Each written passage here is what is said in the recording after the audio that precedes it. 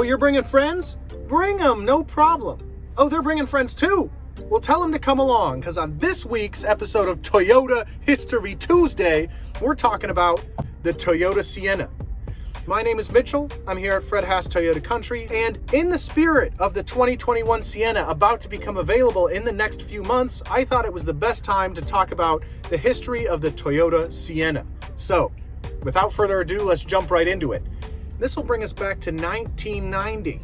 So in January of 1990, a couple months before they launched the Hubble telescope, something else was being launched, and that was the predecessor to the Toyota Sienna, and that was the Toyota Previa. Classified as a minivan in the North American continent and known as a multi-purpose vehicle abroad, the Toyota Previa's name was derived from the Spanish and Italian words for preview. The thought behind this was that this new minivan was going to preview new technologies that would pave the way for further Toyota technologies to hit the market. In other markets, it's known as the Estima in Japan and the Tarago in Australian markets. Go Socceroos. Weirdly, it was launched with one sliding door, obviously a driver and passenger side door, and a rear hatch, so it didn't have doors on either side. It weirdly had a mid-engine design where an inline-4 engine was mounted at a 75-degree angle underneath the seats. That was pretty unique, but it allowed for maintenance to be pretty easy, to get easy access to the spark plugs, and a lot of the features like the radiator fan and the air conditioning compressor was right up front under the hood, so it made working on those things easier as well. It had rear-wheel drive and all-wheel drive systems, and weirdly, in 1994, Toyota would debut a supercharger option for the Previa. So we're talking about a race car minivan. Well, not really, but it just increased capabilities of the Previa. But vast improvements to this vehicle were to come. Unfortunately, the Insurance Institute for Highway Safety did not give a very high rating to the Previa when it came to safety crash test ratings. And although tons of Americans have really positive memories of the entire family piling into one of these vehicles, it would be discontinued on the North American continent come 1997. And the reason why? The Toyota Sienna, in its original form, would be debuted. Now, the Previa was still made up until very recently in markets abroad, and the Sienna is uniquely a North American product. It would debut for the 1998 model year and would be manufactured in the Toyota facility in Kentucky, later to be transferred to the Toyota facility in Indiana for production. It is named for the Italian city of, you guessed it, Sienna. But that Sienna is spelled with one N, and the Toyota Sienna is spelled with two N's. But anyway, it would be mounted on a lengthened and revised Camry chassis. It would feature either front wheel or all-wheel drive. It had a 3-liter V6 engine, which also featured the best in class for gas mileage. Unlike the Previa, the Insurance Institute for Highway Safety gave this first-generation Sienna a good on its safety ratings, which was a great increase, but further upgrades and improvements would come, because this generation of the Sienna would suffer issues with engine oil and exhaust line issues. So further improvements would come, and those would come in the form of the second generation Sienna, which would drop in 2003. This is the same year that Toyota would surpass Chrysler for car sales in the United States, and this minivan would feature plenty of improvements. Some of the ways that these improvements came about is the project lead on updating the Sienna to put it in the second generation, Yuji Yokoya, actually drove a first-generation Sienna with himself and his family for 53,000 miles to find things to improve, identify weaknesses in the vehicle, and I really love that hands-on research from a design team so it can really identify things that the average consumer would come across. So good on you, Toyota, and good on you, Yuji. Appreciate it. These improvements would come in a form of a 3.3-liter V6 engine paired with a 5-speed automatic transmission.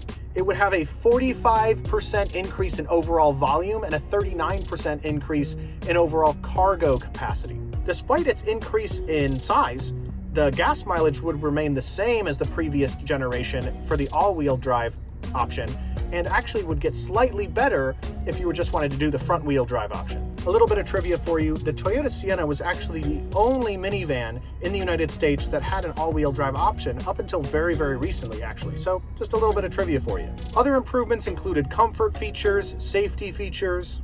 It would earn another good safety rating from the Insurance Institute for Highway Safety, And this generation was when manufacturing switched from being in Kentucky to being in Toyota's facility in Indiana.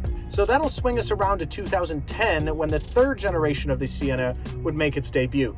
It had 5 trim levels, it came with a front-wheel drive or all-wheel drive option. It also included a 4-cylinder engine option, which would later be dropped as the V6 was the overall favorite. It made more improvements in technology, comfort features, and safety features. It was the first minivan to ever be exported to South Korea, fun fact. It had a 16.4-inch LCD screen inside for some options, and that's just huge. It also was the first vehicle to have a factory-installed handicap access, which included a lift to help people get inside the vehicle. A few updates would happen over the next couple years. For instance, in 2017, the 6-speed automatic transmission that was updated from the 5 would be updated again to have an 8-speed automatic transmission that was paired with a direct fuel injection system to increase power and efficiency. 2018 saw another style update. It also started including the Toyota Safety Sense as standard, which is now standard in all Toyota vehicles, including Toyota Safety Sense 2.0 in some vehicles, increased soundproofing and some comfort and safety features as well. So that brings us to this year of 2020. Having the third generation Sienna last for a decade was quite impressive, and now it was time to announce the fourth generation.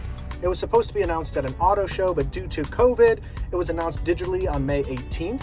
And I'd like to walk you through some of the specs of this sucker, and I will say again that this Sienna, if you're watching it, as I post this video, is coming out in the next few months, and we will have them here at Fred Haas Toyota Country. But if you're watching it around November of 2020, we should have some available.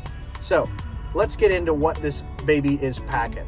Interestingly, it will now be in a hybrid-only powertrain. A lot of people's concern about that is it would sacrifice torque and towing capacity, but this is simply not the case, as the towing capacity remains the same, the torque is relatively the same, and it's simply just increasing gas mileage to a great extent. It's going to have 5 trim levels, the traditional LE and XLE.